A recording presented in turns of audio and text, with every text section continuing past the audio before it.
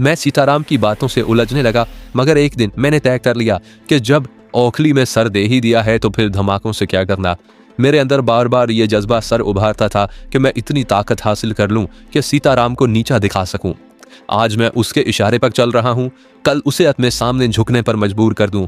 दिल में इस ख्वाहिश के बेदार होने के बाद मैं जोगी से कुरेद कुरेद कर काली, दुर्गा, अवेती देवी, विष्णु महाराज और दूसरे देवी देवताओं के बारे में पूछता रहता। सीताराम खुश था कि मैं पूरी तरह उसकी मुट्ठी में हूं। मैं कोई और ख्वाब देख रहा था। सफ़र के दौरान भी मुझे महावीर की बात याद आती रही।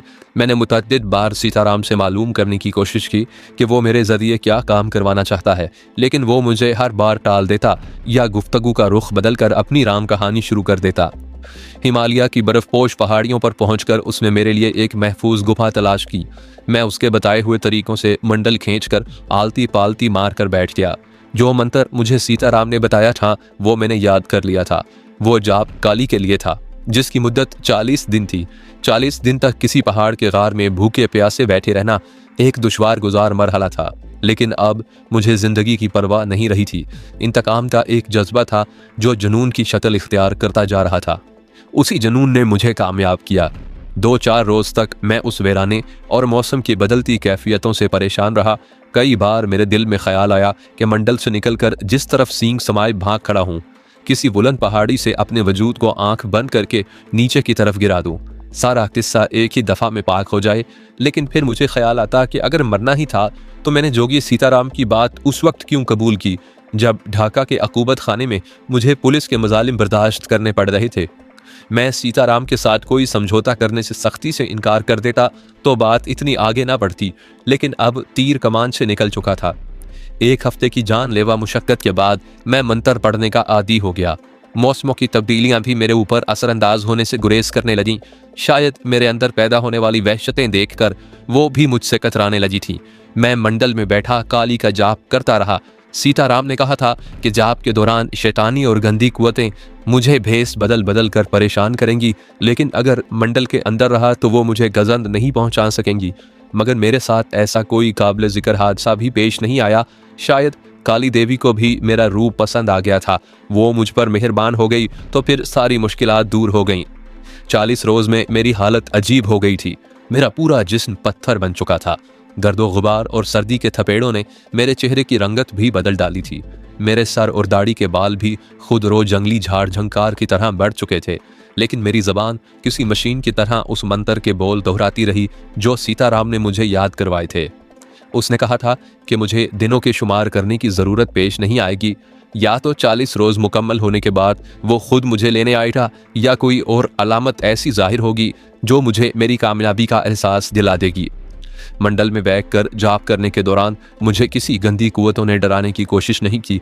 अलबत्ता एक बार जब जाप मुकम्मल होने में शायद कुछ दिन बाकी रह गए थे तो मुझे दादा जान सामने खड़े नजर आए। उनके नौरानी चेहरे पर उस वक्त जलाल की कैफियत तारी थी। वो मुझे कहर आलूद नजरों से घूर रहे थे और पेचो ताब खा रहे थे। मलून क्यों अपनी आकबत खराब कर रहा है? अब भी वक्त है, हिसार तोड़कर बाहर आ जा, उन्होंने दरजदार आवाज में कहा। बड़े मियाँ, मैंने उसे किसी शैतान का बदला हुआ रूप समझकर उसका मजाक उड़ाया। अगर तुम मेरे दादा जान हो तो फिर हिसार के अंदर आ जाओ। मेरी बात मान ले बदबख्त, अभी निजात का रास्ता तेरे अपने हाथ में है। सच्चे दिल से तौबा कर ले, वरना तेरी मिट्टी बुरी तरह पलीद होगी। दादा जान की शक्ल वाले ने तिल मिलाकर कहा, तुम एक बार मंडल में कदम रख कर देखो, तुम्हारी मिट्टी मुझसे पहले पलीद हो जाएगी, जलकर खाक हो जाओगे। ना हिमजार वो गुस्से में लरजने लगा। जानता है तू किससे बात कर रहा है? हाँ, तुम किसी शैतान की बदरू हो जो मुझे मेरे इरादे से रोकने आई है, मैंने गुरा कर कहा। जा, चला जा, फिर दोबारा इधर का रुख न करना, वरना जल कर राख हो जाएगा। फिर मैंने आंखें बंद कर ली और पूरी तवज्जो से मंत्र पढ़ने लगा। कुछ देर बाद मैंने दोबारा आंखें खोली तो वहां कोई भी नहीं था। मुझे ना वक्त का एहसास था, ना मैं दिनों का शुमार कर रहा था। लेकिन वो शाम आज भी याद है जब गार में मिलगुजी अंधेरा फैलना शुरू हो गया। तारीकी अपना दामन फैला रही थी, अंधेरे तेजी से फैल रहे थे। जब मैंने रोशनी का एक दायरा नमूदार होकर अपनी तरफ बढ़ते देखा, उस दायरे के अंदर एक हसीन औरत अपनी तमाम तर हशर सामानियों के साथ खड़ी मुस्कुरा रही थी। उसका हुस्न मेरी निगाहों में चकाचौंध पैदा करने लगा। वो आहिस्ता आहिस्ता रोशनी के दायरे के साथ मेरी तरफ कदम बढ़ा रही थी। उसके मचलने का अंदाज भी गजब का था। मैंने इतनी खूबसूरत और भरपूर औरत पहले कभी नहीं देखी थी। मेरा जहन बटने लगा। सीताराम की आवाज मेरे कानों में उभरी, बालिक, एक बात का ध्यान रखना, अगर तूने जाप पूरा होने से पहले बाहर निकलने की कोशिश की तो अच्छा नहीं होगा। पलीद आत्माएं तुझे रूप बदल बदल कर तेरे इरादे से रोकेंगी, पर तू उनकी तरफ ध्यान न देना। अगर तू डर गया तो सारा किया कराया सत्यानाश हो जाएगा। यह भी हो सकता है कि तेरा दिमाग पलट जाए, तू दीवाना हो जाए, तुझे अपने जीवन के बारे में कुछ भी याद ना रहे। जब कोई ऐसा समय आए तो मंत्र के बोल ऊंची आवाज में पढ़ना शुरू कर देना। गंदी आत्माएं तेरी नजरों से ओझल हो जाएंगी।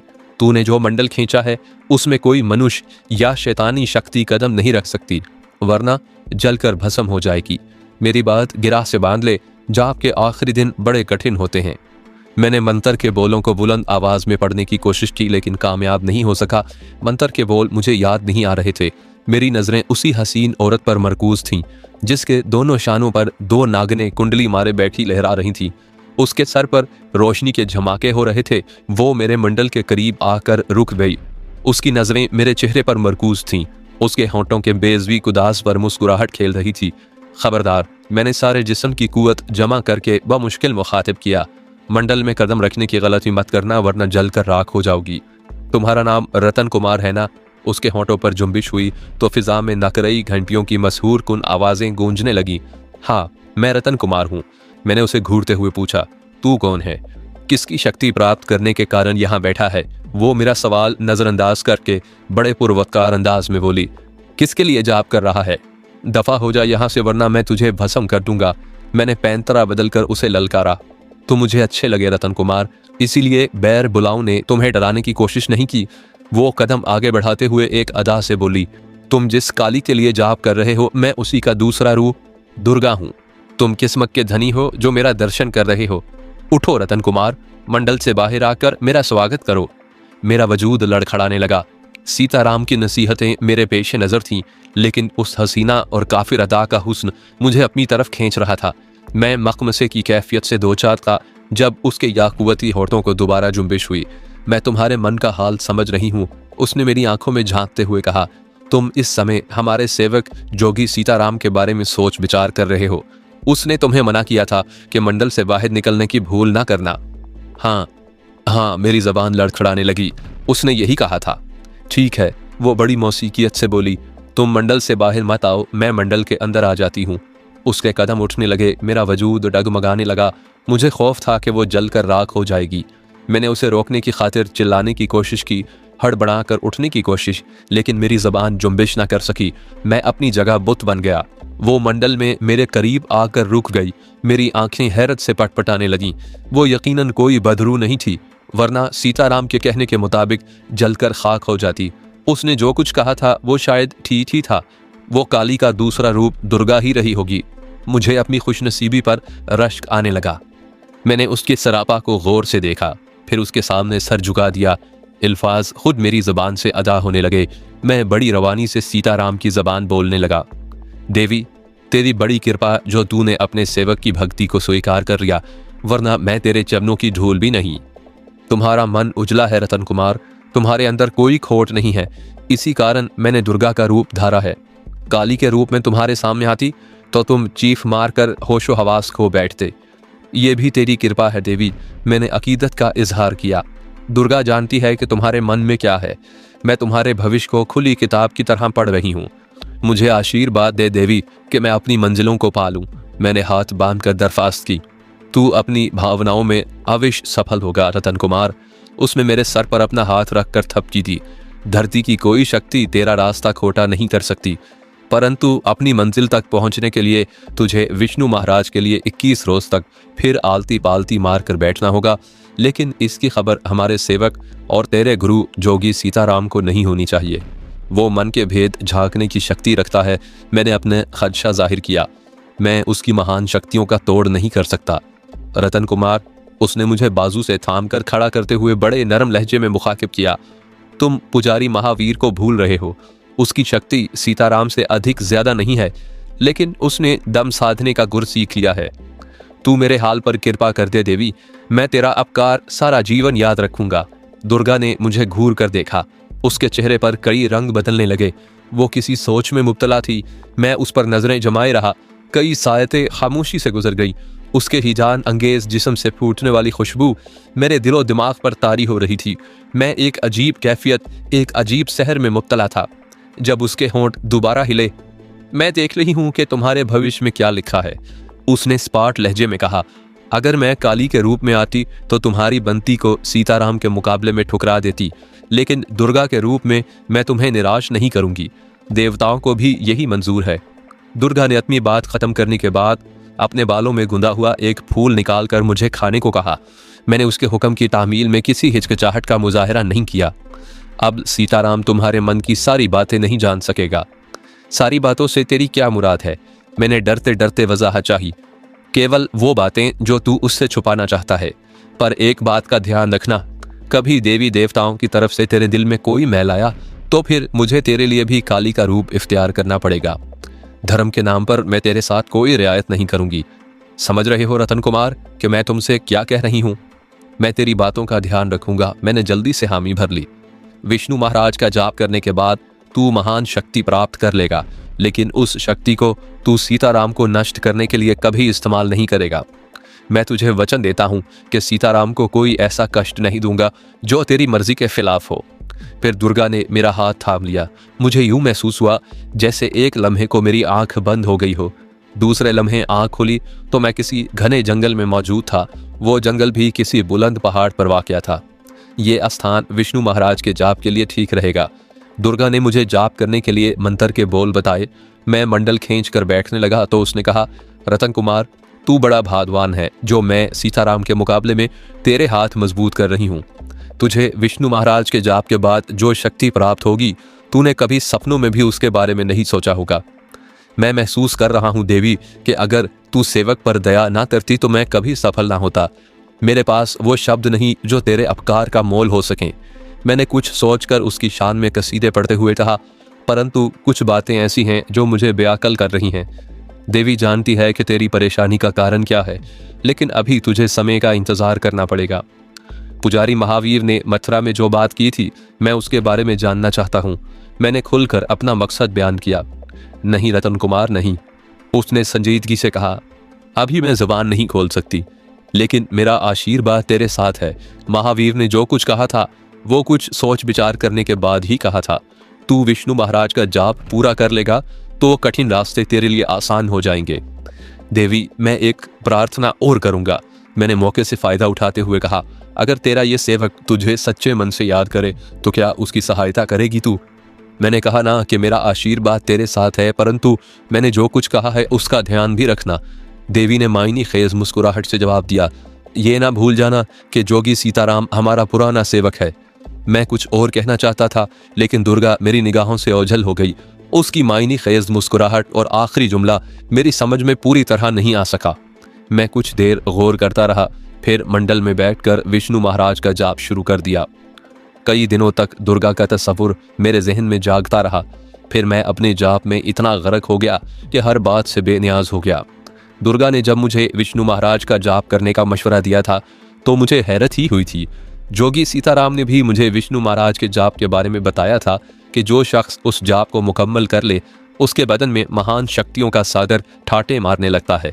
लेकिन फिर उसने मुझे यह भी समझाया था कि मैं उस जाप को करने से गुरेज करूं। उसने कहा था कि बड़े बड़े पंडित पुजारी भी उस अमल में नाकाम होकर दरबदर हो चुके हैं। शायद उसने वो सब कुछ मुझे डराने को कहा था। वो ये कभी नहीं चाहता होगा कि मैं उससे ज्यादा ताकतवर बन जाऊं। शायद इसीलिए उसमें मुझे इस जाप के मंत्र के जो बोल बताए थे वो भी इससे मुख्तलिफ थे जो दुर्गा ने याद करवाया था। काली का जाप मुकम्मल करने के बाद मैं अपने अंदर कुछ तब्दीलियां महसूस करने लगा, लेकिन दुर्गा के आ जाने की वजह से मैं उन्हें आजमा नहीं सका था।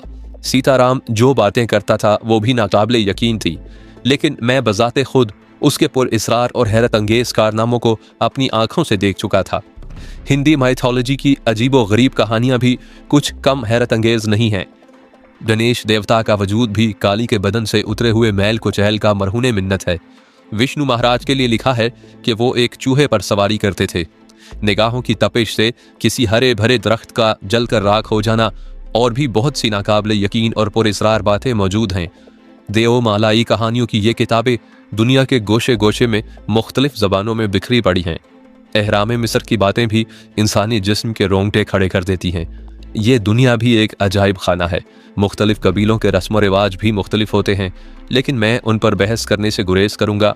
क्या सच है क्या झूठ, ये वही बेहतर जानता है जिसने तख्लीक कायनात की है। मैं अपने जाप में मगन था। दुर्गा की आमद मेरे लिए नेक शगुन था। उसने कहा था कि मैं खुश नसीब हूँ जो उसके दर्शन कर लिए, वरना बड़े बड़े जफादरी पंडित पुजारी इस हसरत को दिल में लिए दुनिया से कूच कर चुके हैं। उसने भी यही दावा किया था कि वो मेरे मुस्तकबिल के बारे में जानती है, लेकिन इस मौजू पर उसने ज़बान नहीं खोली थी।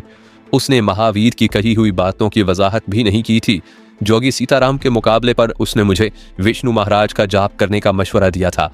ये भी कहा था कि उसकी खबर सीताराम को ना हो। ये भी ताकीद की थी कि मैं अपनी शक्ति को कभी सीताराम के खिलाफ इस दर्जा इस्तेमाल ना करूं कि उसका क्रियाक्रम ही हो जाए। बहुत सी बातें समझ में आती थी, बहुत सी तशरीह तलब थी, लेकिन मैंने दुर्गा के कहने पर विष्णु महाराज का जाप शुरू कर दिया था। एक बार फिर मुझे पेट पर पत्थर बांधकर हालात का मुकाबला करना पड़ रहा था। मौसम के तगय्युरात मेरे लिए बेमायनी हो चुके थे। अंधेरे उजालों में से मुझे कोई सरोकार नहीं था। मेरे जिस्म पर मैल की मोटी मोटी तहें जम रही थी। मेरा लिबास गलने लगा था। मेरे जिस्म पर जगह जगह गुंजान बालों का जंगल उग रहा था। ऐसे में कोई जंगली जानवर भी अगर मेरी हालत देख लेता तो शायद वो भी खौफजदा होकर दुम दबा कर भाग लेता। मुझे दिनों का हिसाब किताब भी याद नहीं रहा था। 2 महीनों तक शबो रोज जागते रहना बच्चों का खेल नहीं है। 2 रोज खाना ना मिले तो इंसान पर वहशत तारी होने लगती है, लेकिन मैं अपनी धुन में मस्त था कि मुझे किसी बात का होश नहीं था। फिर एक दिन मेरे कानों में दुर्गा की मानूस आवाज़ गूंजी। मैंने दुर्गा की आवाज़ सुनकर अपनी आंखें खोल दी। वो पहले के मुकाबले में मुझे ज़्यादा हसीन और सुंदर नजर आ रही थी। उसके अंग अंग से मस्ती फूट रही थी। मेरी नज़रें उसके जिस्म के नशेबो फराज पर फैल रही थी। जब उसने संजीदगी से मुझे मुखातिब किया, संभलो रतन कुमार, तुम इस समय दुर्गा के दर्शन कर रहे हो। उसकी आवाज़ में तनबीह का पहलू नुमाया था।